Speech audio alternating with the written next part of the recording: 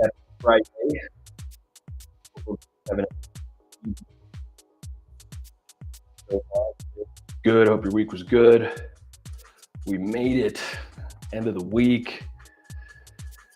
For anybody who is pushing for that incremental success point, I'll take what I can get. I don't know about you.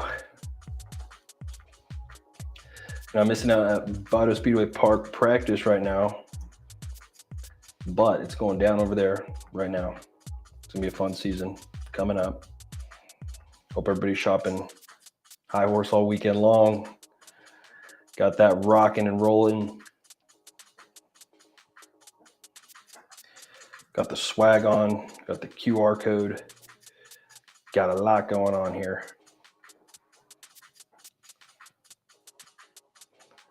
Awesome. Think we are just about there.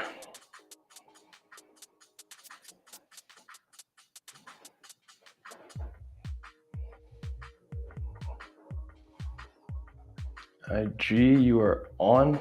You are on.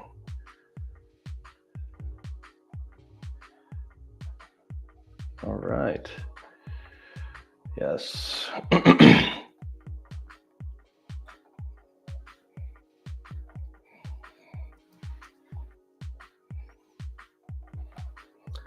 So another crazy day in the pharmacy world, continuing off of yesterday in the cyber attacks on Change Healthcare, the switcher. Anyways, good evening, everyone. I'm Dr. Joaquin Acosta, your guide on this enlightening journey through the world of healthcare on Know Your Pharmacist live stream. Tonight's Friday episode is not just another chapter in our ongoing saga of health innovation and empowerment. It's a unique convergence of crucial topics that touch our lives so deeply. As we dive into our Pharmacist Frontline segment, sponsored by the visionary Pharm True, we'll explore the critical importance of CPR training in saving lives. In light of American Heart Month still going, let's remember that every beat counts, and together we can turn bystanders into lifesavers. Shifting gears to our tech talk, we address a pressing issue that's rattling the foundations of our healthcare system: the recent cyber attack on pharmacies, specifically pharmacy switchers. Who's it still impacting today? Independent pharmacies and American patients, right? This isn't just a technical breakdown. It's a wake-up call to reinforce our digital fortresses, safeguarding the sanctity of our health data. In our Enlightenment Hour, we'll discuss the often overlooked aspect of health, the mental toll of social isolation. Here we unravel how simple physical activities can be powerful tools in maintaining mental health well-being, especially in these challenging times. And our Herbal Wellness Corner, proudly sponsored by High Horse Cannabis Company, takes us on a captivating journey through the storied past of the legendary OG Kush. From the rugged terrains of the Hindu Kush to the heart of modern cannabis culture, this strain's tale is as rich and complex as its aroma. During the spotlight on our community, sponsored by the Baked Chicken Farm, we celebrate a collaborative fundraising initiative with Raising Cane's. It's a testament how communal efforts can lead to healthier futures. Hope everybody's eating some fried chicken today. And in our Men's Health Minute, presented by Vado Speedway Park, we delve into an unexpected topic: the heart health benefits of common hair loss drug finasteride. Sometimes the most surprising discoveries lie in the most familiar places. Tonight, as your host, I'm not just sharing information, I'm igniting a spark of knowledge and empowerment. Join me in this quest for enlightenment, where every topic we discuss is a step towards a healthier, more informed world. Together, let's embrace this journey of discovery, innovation, and transformation. Welcome to Know Your Pharmacist, where knowledge meets action and every insight brings us closer to the pinnacle of health and well-being. Let the show begin. All right. Let's roll. CPR awareness. Pharmacists in our Pharmacist Frontline segment, I have a question for you. Are any pharmacists certified to train other healthcare providers or to give CPR training? Very interesting that you don't see pretty much healthcare providers that are the ones that are doing the CPR training. Maybe in hospital systems you see it a little bit, but when you're contracting it out in the community, it's usually like, one dude does it, right? And he's been doing it for whoever in the state. And so you usually contract out with that person. In our Pharmacist Frontline segment, we are looking at a recent Pharmacy Times article stating just the importance of CPR training, not only with our pharmacists, but just as a reminder in our American society. Studies found that more than 350,000 cardiac arrests occur outside of a hospital settings. And how can a pharmacist help promote individuals to become CPR certified?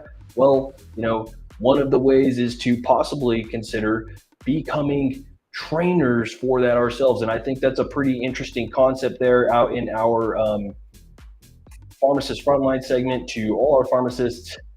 I know it may not be entirely worth perhaps some people's time, but I think, if somebody wanted to actually look at, hey, a potential business model, if you're a healthcare provider doing the CPR trainings in the area, I think it would be a much stronger play than perhaps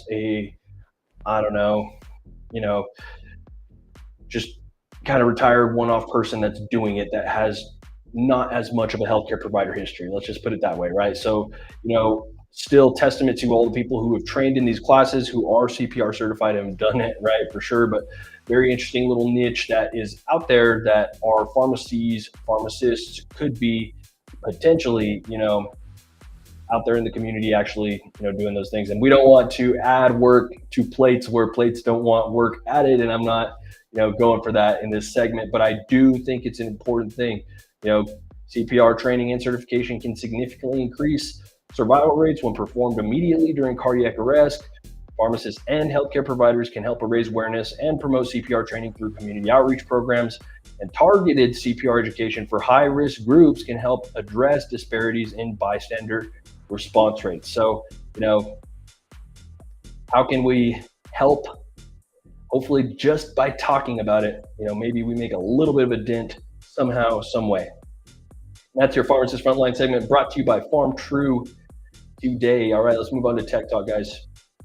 Talking in Tech Talk, the ramifications of coming after the cyber attack, pharmacy scramble. Let's talk about Change Healthcare and the cyber blamed on suspected nation state. Check this out.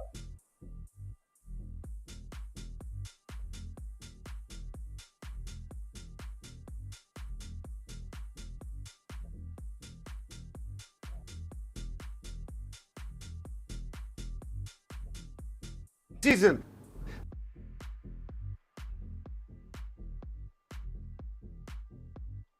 I'm jumping off. Hope everybody's done their taxes or close to having all that done. Anyways. Sectors because of their personal information and the lack of education and research sectors because of their personal information and the lack of adequate cybersecurity. Checkpoint software experts tell me that we're starting to see an increase in attacks on government and military entities because of U.S. involvement in multiple conflicts around the world. Strange how that one works. It was just working not too long ago. But that's, the just wonderful Michael, I just wanted to say nature of chaos sometimes. And that's just what happens. So let's try to run that back one more time. Otherwise, obviously we'll talk about the ramifications of our, cybersecurity issue that obviously was very exposed with the continuing, Change Healthcare cyber attack. Why print with Smart Press?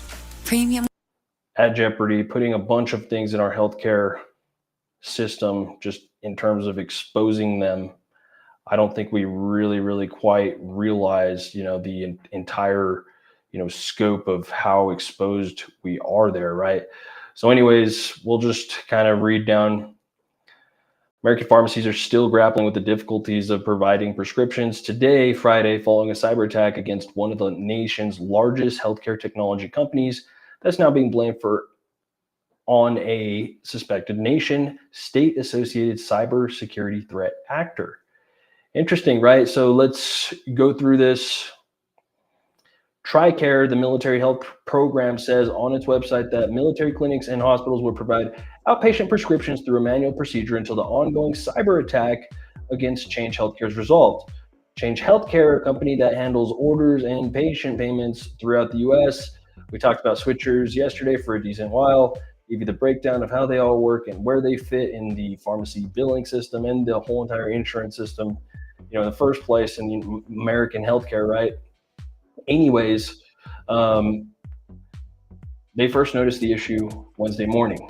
Company is a division of the United Health Group, which wrote in an SEC filing that it is identified a suspected nation-state associated cybersecurity threat actor that has gained access to some of Change Healthcare's information technology systems. Very interesting, right? The filing did not identify the alleged country involved. Fox Business has reached out to the White House for comment, and on its website Friday morning, Change Healthcare said it's experiencing a cybersecurity issue, and our healthcare experts are working to address the matter.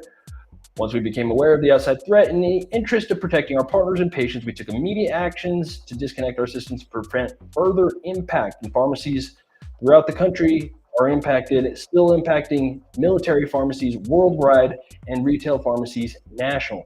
Right? So military pharmacies give priority to urgent prescriptions, followed by routine prescriptions. Each military hospital and clinic continue to offer pharmacy operations based on their local money and resources. Obviously, when Uncle Sam's cutting the check, you can sure do it. But when you're running your own business, how can you stand to operate like that, right? Anyways, please be patient while pharmacies take longer than usual to safely fill prescription needs. And where you really do look at that, it's been probably a big time mess the last couple of days in terms of the cybersecurity attack in CVS, Change Healthcare. What a mess. But, in terms of they blaming a nation state or whatever, sure. But I think either way, it's just another call for question on, how vulnerable are some of these big systems that really do connect, a large majority of our American healthcare data. And we want to see that resolved soon because people are, suffering in many different ways there. So let's move on to Enlightenment Hour. Talking about a recent study published in the Nature Mental Health. A group of researchers investigated how physical activity serves as a compensatory mechanism for the adverse effects of social isolation on mental health using electronic diaries, and neuroimaging.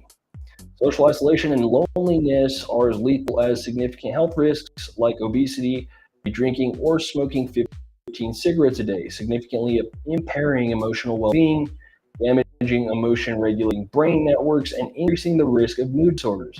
COVID-19 pandemic has heightened the need for interventions against the adverse effects of social distancing on mental health. Physical activity, beneficial for emotional well-being and linked to crucial brain areas for emotional regulation, presents a promising solution. However, the further research is required to understand mechanisms, refine interventions, and ensure their effectiveness across different groups. The present study was precisely designed to adhere to the ethical standards of medical research in line with the Declaration of Helsinki. Conducted at Heidelberg University's Medical Faculty Mannheim, the Institutional Review Board approved the research with all participants providing written informed consent. To compensate for their time, effort, and participants were offered monetary reward. Research involved 2 phases. The main study and replication study, and the participants comprised a diverse group of 317 healthy young adults aged 18 through 28, recruited between September 14th and November 2018. And replication sampled 30 healthy aged adults ages 18 through 63, recruited from December 2019 to July 2022 during the COVID-19 pandemic.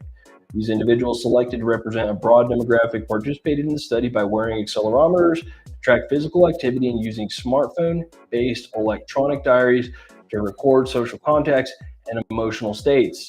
In addition to behavioral data, a subset of participants underwent a resting state functional magnetic resonance imaging scans to analyze brain function, particularly focusing on the default mode network, a neural marker associated with social isolation and depression risk. The team determined the adequate final sample size for detecting expected effects by referencing recent simulations, which indicated a requirement of at least 200 for sufficient statistical power. Data analysis involves sophisticated statistical software methodologies to explore the complex relationship between social contact, physical activity, and emotional well-being. This included both within participant effects and between participant predictors of loneliness, using advanced multi-level modeling techniques. Brain function data, specifically DMN connectivity, was also analyzed as a factor. In the study, the relationship between the momentary social isolation and decreased affective valence was significantly moderated by individuals' physical activity. Specifically, engaging in higher levels of physical activity was found to be substantially mitigating the negative impact of social isolation on affective well-being. And the research suggested that an average of 349 millig, 1 millig is 1/1000th of a g, the force of gravity on Earth, of physical activity over the course of an hour, equivalent to walking at a pace of approximately 3 miles an hour, was necessary to counteract the adverse effects of sedation on mood and daily life. The compensatory effect of activity on mood was consistently replicated in a second sample observed during the COVID-19 pandemic, further reinforcing the physical findings. At a neurobiological level, the study revealed that individuals state functional connectivity within the DMN were particularly adept at compensating for momentary social deficits through physical activity. This relationship underscored the potential of physical activity as a powerful compensatory mechanism for those at greater psychological and neurobiological risk of experiencing loneliness and depression. Additionally, the study exploits physical activity from between individual perspective, correlating it with established psychological risk factors for mental health issues. Participants with smaller social networks, higher levels of habitual physical activity exhibited lower levels of trait loneliness compared to their less counterparts. Furthermore, individuals who effectively use physical activity as a compensatory mechanism were found to be less likely to experience feelings of loneliness during the initial COVID-19 lockdown, highlighting the resilience provided by regular physical engagement. Exploratory analysis extended these findings to pandemic conditions, demonstrating that even light physical activity performed at home can effectively counterbalance the social affective deficit, offering practical implications for maintaining mental well-being, restrictions like curfews or gym closures. Anyways, to summarize, this study shows that physical activity mitigates the adverse effects of social isolation on mood, using electronic diary and accelerometer data for a detailed analysis beyond traditional questionnaire-based research. Moderate walking was found to reduce social affective deficit, and more so in those at higher risk for affective disorders, and the studies suggest physical activity as a key strategy of enhancing mental health and guiding interventions post-pandemic. Wow, unpacking it. Still important. What does it mean? You're walking 30-minute walks, regular casual walks, 3 miles an hour. It really could help with some of those things such as your endocannabinoid system, such as, your mental health, your mood, your depression, anything like that. We try to say striving for 10,000 steps a day. It could be pointing towards lower body weight, which has better, cascades of effects on all qualities of life that you measure, right? So anyways, another simple reminder, guys, it's starting to warm up outside. Go for that 30-minute walk. Take that time to get out there and enjoy being outside. Tomorrow, already know downtown is a farmer's market. You can get an easy 30-minute walk. Even sometimes shoulder to shoulder takes a little bit of time, maybe even exert a little bit more energy having to do that, and go walk around, be social, do those things, be happy. Don't worry, be happy, right? All those things. So in our Enlightenment Hour, combating loneliness, the healing power of movement. I don't think this is to enable you to be alone anymore than you already are or not. But again, just realize, if you're feeling that, go take a walk. Go take a walk. Do some sort of movement. But walking is so easy, and it applies to most people if you are blessed enough to be able to continue to walk. All right, let's move on. Herbal Wellness Corner, brought to you by High Horse Cannabis Company, guys. Gonna go off on a tale this Friday evening, so hope everybody's shopping High Horse for all the best pre-roll deals right now. I think 5 for 20 rec and 6 for 30. 5 for 20 medical, 6 for 30 rec, and this is for certain specific cultivators. Genesis Organics, while supplies last. East of West, some different farms. We have our Animus cannabis pre-rolls that are, a little bit more top shelf that we have, and so many great deals, guys. Currently we have and I don't want to butcher any names, but the Cure Enjoy carts, pretty awesome. Want to highlight those 2-gram carts, great price as well over at High Horse Cannabis Company for sure. So all of that rolling out. And now Friday, I want to talk about, hey, OG Kush, a strain,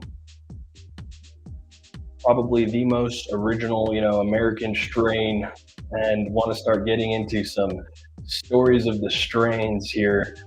I think storytelling time is always fun, and a new strain that is actually now out at our downtown dispensary, Farm True. We have the baked chicken farm strain of OG Kush, and I'm doing a little bit of research on the strain. Got an interesting story about OG Kush just to share with everybody. Legendary tale of OG Kush and the Hippie Trail. Well, once upon a time, nestled in the rugged Hindu Kush mountains of Afghanistan, cannabis strain began its journey to legendary status. This is the story of OG Kush, a strain that has become a cultural icon intertwined with the adventurous spirit of the hippie trail and the evolution of cannabis culture. The tale begins with the origins of OG Kush, shrouded in mystery and rumor. Believed to be a cross between a landrace strain from the Hindu Kush mountains and the potent chem dog, OG Kush emerged as a unique blend of earthy, pungent aromas and powerful effects. But the question remained, how did this Asian landrace find its way to California? Well, the answer is the hippie trail, a journey of discovery and lots of cannabis. Enter the hippie trail, a path trodden by seekers of enlightenment and adventure in the 60s and 70s. Young wanderers from the West embarked on a journey across Europe to South Asia with hearts full of curiosity and minds open to the unknown. Their destination, India and Nepal, lands of ancient wisdom and mystical lure. As these travelers traversed through Afghanistan, they encountered the legendary Afghan hashish. This resinous, potent hash was unlike anything they'd experienced, an aromatic blend that captured the essence of the rugged mountains and the spirit of land. Guys, think about it, the 60s, some of the, peak times of cannabis prohibition, right? So now, smuggling hash, tales of adventure. Among the trailblazers was a group known as the Brotherhood of Eternal Love, originating from Southern California. They journeyed through Kabul, indulging in the finest hashish and eventually smuggling it back to the West. Their varying escapades, filled with close calls and thrilling moments, laid the foundation for the introduction of these unique strains to Western cannabis culture. It begins the birth of OG Kush. Now, back in California, these Afghan strains met the innovative spirit of American breeders. In hidden corners of the West Coast, particularly in areas like Humboldt County, NorCal, a new era of cannabis cultivation began. The short-flowering, resin-rich Afghanica strains were crossed with local varieties, giving birth to hybrids that would change the game. OG Kush emerged from this melting pot of genetics, a perfect blend of the earthy Kush and the skunky chem dog. Its unique profile, a complex mix of pine, citrus, and diesel, captivated the hearts and minds of cannabis enthusiasts. Now, OG Kush became quickly a cultural phenomenon. The strain's rise to fame was meteoric. Embraced by the West Coast rap scene in the early 90s, OG Kush became synonymous with the laid-back yet potent California lifestyle. Tupac Shakur. Its mysterious origins only added to its allure, with various threats about what OG stood for: original gangster, ocean grown, or simply original, reflecting its authentic and pioneering nature. Now, everybody knows what OG Kush is, right? Everybody's heard it, whether in a song, whether you've consumed it. It's been here through the prohibition, and this is its story. The terpenes, too. The magic of OG Kush lies in its rich terpene profile. Caryophyllene, limonene, myrcene, linalool, and pinene combine to create its signature aroma and contribute to its therapeutic properties. And this blend of terpenes not only defines its scent and flavor, but also enhances its effects, ranging from relaxation to mood elevation. And now it's a symbol of cannabis evolution. And today, OG Kush stands as more than just a strain. It's a symbol of the evolution of cannabis culture, a testament to the pioneering spirit of those early adventures on the hippie trail. Its journey from the Hindu Kush mountains to the heart of modern cannabis culture is a story of adventure, innovation, and the enduring quest for enlightenment. As we partake in the legendary OG Kush, we're not just enjoying a strain, we're savoring a piece of history, a story of cultural shifts, horticultural innovation, and a plant that has shaped the very fabric of cannabis culture. This is the tale of OG Kush, a journey from the rugged mountains of Afghanistan to the heights of global fame, a legacy that continues to evolve and inspire. Pretty interesting, right? For sure. Super cool story. I think some of the original stories there of how, cannabis came to be are some of those, very, very unkept stories. And we know New Mexico has its own landrace strain as well. And we'll be talking about the old Mesilla Valley strain someday too, and giving the stories on that. But we wanted to break it all the way back down to Hindu Kush and OG Kush. Some courageous hippies, right? Such courage it took to go and enjoy, the Hindu Kush mountains. I believe the Hindu Kush mountains are a mountain range in Asia. It's actually a thing. Hindu Kush came from the Hindu Kush mountains, right? Who would have believed that on your Friday? Anyways, guys, shop High Horse, shop Farm True. You find Baked Chicken Farm at Farm True right now in the OG Kush strains. Baked Chicken Farm all over the state. Check them out, bakedchickenfarm.com. Sponsored by now jumping into the community spotlight, sponsored by Z Baked Chicken Farm. Wanted to show off on the community spotlight, guys. Raising funds with Raising Canes. You got until 8:30 p.m. today to go order some canes and get 15% of the day sales donated to the New Mexico Benitas. So canes, a local treasure in fast food, I believe. Albuquerque got it way later than we did, and they were wanting it. In Albuquerque, per capita, I think one of those that has like some of the most, amount of restaurants per capita in the country. Took them forever to get canes, but Las Cruces was just on it for that. Shop them till 8:30. Support the New Mexico Benitas. We'll talk in our last segment. Could finasteride, the hair loss drug, help men's hearts? Men taking Propecia or Proscar, the brand name, might have lower cholesterol levels. Interesting, right? The drug finasteride associated with lower cholesterol levels in men, based on surveys. So obviously, could still be certain skewed data, but does finasteride and being on finasteride mean you're going to the doctors and getting things checked, right? On the same time, and take care of your health, right? So you could look at it in many different ways in terms of confounding data.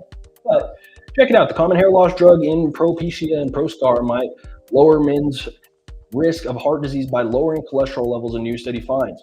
Finasteride is used to treat male pattern baldness and is now shown to be effective in treating an enlarged prostate, researchers said in background notes. But men who use finasteride also have substantially lower cholesterol levels, according to data gathered by a federal health survey between 2009 and 2016. When we looked at men taking finasteride in the survey, their cholesterol levels averaged 30 points lower than men not taking the drug, said lead researcher Palme Emmanuel, an assistant professor at the University of Illinois Urbana-Champaign. I thought we'd see the opposite pattern, so it was very interesting. Researchers then replicated this lab finding in mice. Mice getting high doses of finasteride had lower cholesterol levels, less hardening of the arteries, and reduced liver inflammation and other related health benefits. It also works by blocking a protein found in hair follicles and the prostate gland that activates testosterone, researchers said in background notes. Because heart disease is far more common in men than women, scientists have long suspected that testosterone plays an important role in clogged arteries. It was just my own curiosity based on the fact that hormone levels are known to have an effect on atherosclerosis, hair loss, and prostate issues, so we decided to dig into it. Researchers first analyzed data from the National Health and Nutrition Examination Survey, and although results suggest an association between finasteride and lower cholesterol, only 155 men out of nearly 4,800 survey respondents reported using finasteride. This was not a clinical study in which you can control everything perfectly, Mengwell said, and it was more of an observational study that let us say, okay, now we've seen this in people, let's see what happens in mice. And so researchers started administering varied levels of finasteride to male lab mice who were put on a high-fat, high cholesterol Western diet for 3 months. Mice that were given a high dose of finasteride showed lower cholesterol levels within the plasma as well as the arteries, said researcher Donald Molina-Chaves, a doctoral student at University of Illinois, Urbana-Champaign, and there were also fewer lipids and anti-inflammatory markers in liver. However, effects on the mice were only significant at the highest dose of finasteride, a dose that would have been outrageous for humans. Humans only take 1 milligram of finasteride a day for hair loss and 5 milligrams daily for an enlarged prostate. And by comparison, the significant benefits were taken at 1,000 milligrams for every kilogram of food mice ate. But the facts showed a clear pattern in men taking recommended doses for hair loss and enlarged prostate suggests that people don't need the sorts of mega doses tested in mice. New study was published in February 21st in the Journal of Lipid Research, and the next step will be for physicians to start tracking cholesterol in finasteride patients or conduct a clinical trial to directly test the potential benefits. It might be particularly important to understand how finasteride affects transgender individuals. Mengwell even said, and over the past decade, doctors have started prescribing the drug for individuals transitioning from either male to female or female to male, and in case hormonal changes can trigger hair loss. Interesting thing is that transgender people are also at a higher risk for cardiovascular diseases, so the drug could potentially have a benefit to potentially prevent cardiovascular disease in not only cisgender men, but also in transgender individuals. So pretty interesting. Guys, if you don't know what the drug finasteride is, or Propecia or Proscar, very, very cheap, drug for hair loss if you want to preserve or even perhaps get back some of that hairline. It's definitely the drug to do it. Taken daily, it's going to work better than anything else on the market. You can use it in combination with like a Rogaine and probably get some really great results. You can take it by itself and have some pretty decent results by 6 to 8 months. Have other positive benefits from that in terms of protecting the prostate, protecting some cardiovascular system, cholesterol levels. I think in our Men's Health Minute, sponsored by Vado Speedway Park, finasteride is a great, that is one of those just drugs that is a pretty dang decent drug for a lot of different reasons. You have the cosmetic reason, sure, but you have the cardiovascular protection reasons on top of it, the prostate protection reasons on top of that. The one side effect that scares people is written in a fine print about perhaps possibly sexual side effects and, reducing sexual desire.